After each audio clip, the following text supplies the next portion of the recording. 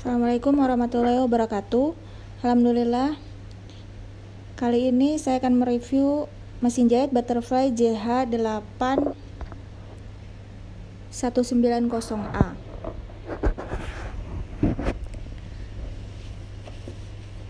Nah, untuk komponen-komponen mesin jahit ini kita bahas dari bagian atas terlebih dahulu.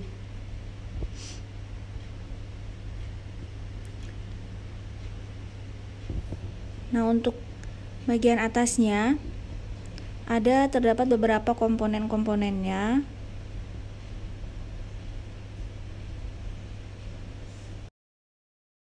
Kita bahas dari ketetatan benang. Di sini ada ketetatan benang. Kalau misalnya ketetatan ini lebih besar, nomornya besar, berarti untuk benangnya lebih ketat. Tapi kalau misalnya lebih kecil nomornya, berarti untuk ketetatan benangnya akan lebih longgar.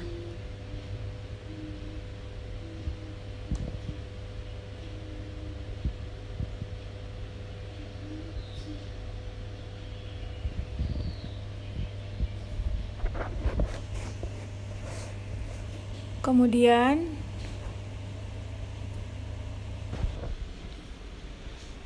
untuk selanjutnya kita bahas yang bagian tempat benang yang ini. Nanti tinggal dibuka aja. Untuk yang bulatannya itu tinggal masukin. Kemudian yang ini adalah spool benang. Untuk spool benang, untuk tipe-tipe jahitan yang di bagian bawah ini menunya, ini adalah untuk lubang kancing. Kemudian ini tusuk jelujur dari yang rapat sampai yang renggang, dan juga zigzag untuk zigzag.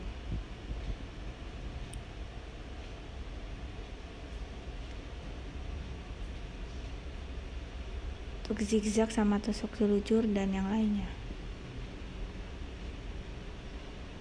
Nah, ini adalah tuas untuk mengunci jahitan, untuk maju mundur jahitan. Kemudian ini adalah menu-menu yang tipe jahitan tadi. Caranya, kalau misalnya kita mau mengganti menu jahitannya, kita putar untuk yang di samping ini, di samping colokan, di atas colokan. Itu untuk mengganti tipe-tipe jahitan. Jadi tinggal kita majuin atau mundurin tuasnya.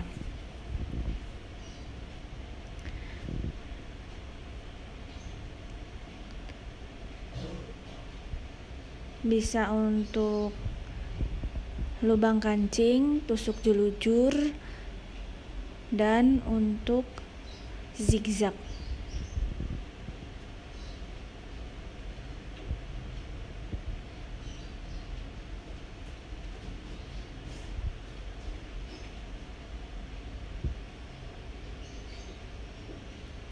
Tinggal diubah-ubah aja sesuai yang diinginkan.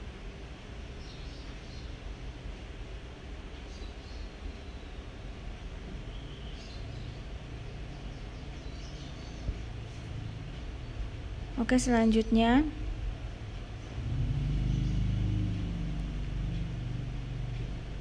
untuk tombol on off-nya ada di samping juga, dekat colokan.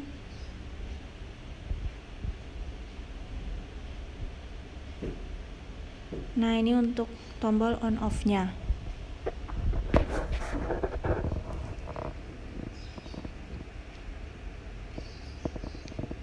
Lalu untuk menurunkan sepatunya atau turunkan untuk menjahit, ketika ingin menjahit itu ada di belakang mesinnya.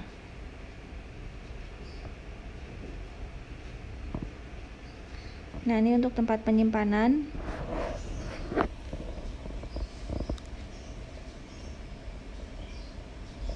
Tempat penyimpanan ini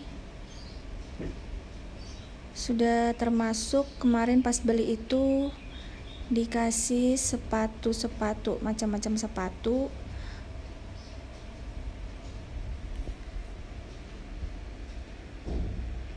Sepatu ini untuk sepatu lubang kancing, Kemudian ada lagi sepatu resleting Jepang. Sepatu resleting Jepang.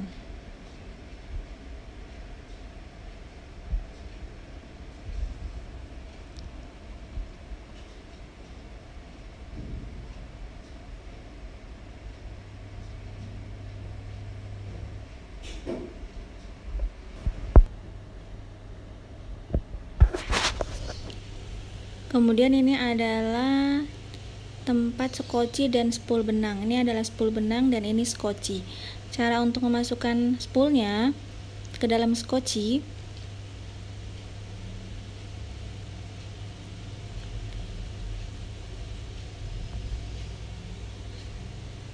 sebentar.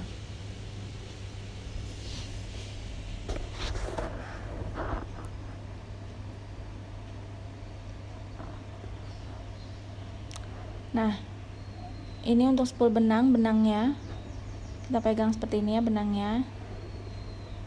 Kemudian ada besi di dalam ini, kita masukin. Tempat besinya itu ada lubang juga di spoolnya, tinggal dimasukin. Dan di tempat skocinya itu kayak ada celah. Nah, kayak ada celah itu, benangnya dimasukin ke dalam celah tersebut, lalu kita bawa melengkung sesuai dengan lengkungannya itu. Ada lengkungan kan? Nah, masuk ke dalam yang ada lubang di bawahnya ini. Nah, bawa benangnya kemudian masukin ke dalam sampai bunyi klik. Nah, seperti itu ya. Masukin ke dalam celah, ikutin alurnya, kemudian masuk ke dalam lubangnya sampai bunyi klik. Kemudian tinggal kita masukin ke dalam rumah skocinya. Dibuka.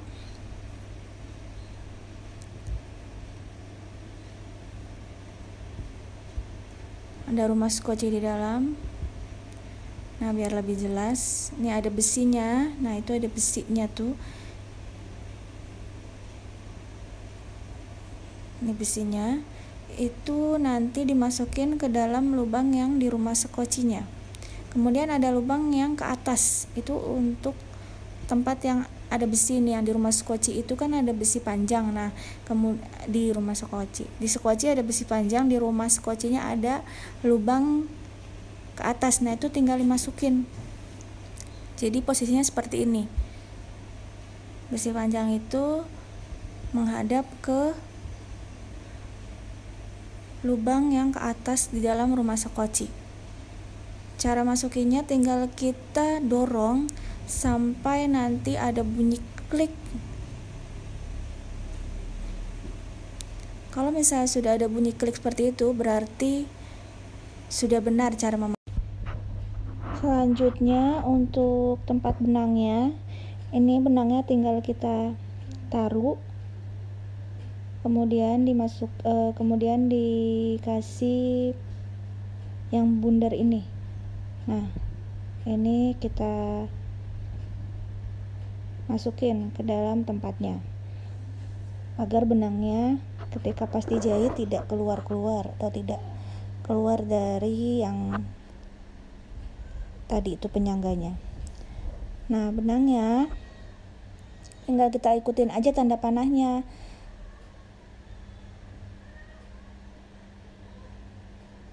Sini ya, ke bawah, tanda panahnya ke bawah kita ikutin, kemudian kita lingkarin.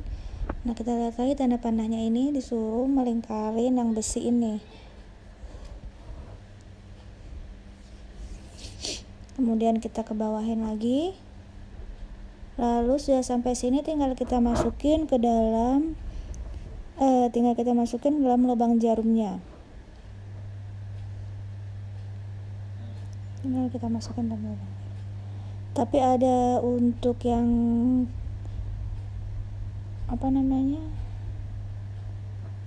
untuk yang masukin jarum otomatis, ada juga yang di sampingnya tinggal kita turunin nanti. Nah, ini kita masukin dulu yang manual ya.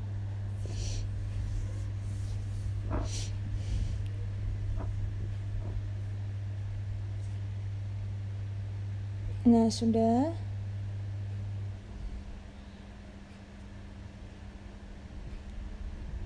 Kalau yang untuk yang otomatis tadi tinggal kita turunin ya.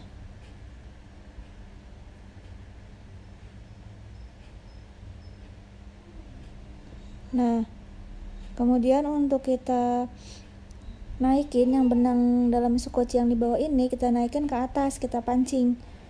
Itu caranya kita putar tuas tangan ini, putarnya ke arah kita ya, ke depan berarti.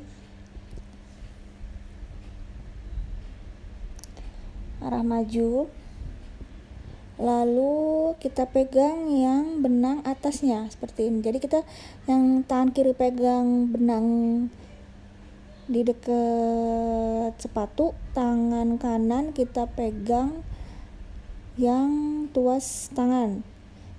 Jadi kita putar, tuas tangannya kita majuin ke depan perlahan-lahan sambil dipegang yang benang di tangan kiri.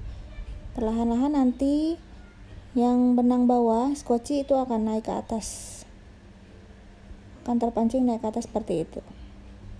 Nah, seperti ini.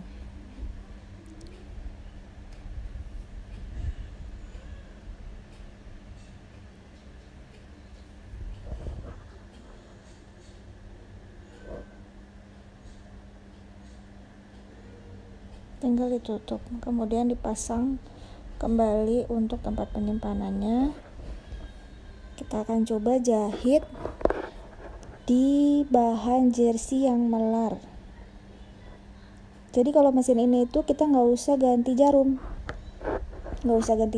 pakai jarum yang khusus bahan melar, contoh kaos atau jersey. Kalau untuk mesin ini nggak usah, jadi kita pakai jarum yang bawaannya nomor 11. Dijamin mesin ini itu nggak akan lompat jahitannya. Coba kita jahit. Ketetatan benangnya saya pakai di 3 atau 4. Tinggal kita jahit.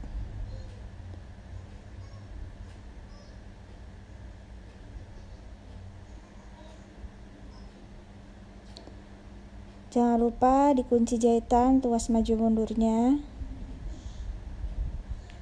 Kita turunin ke bawah sambil kita injek dinamo yang di bawahnya. Yang tempat dinamonya kita injak plus kita tekan tuas maju mundur. Kita lihat hasilnya.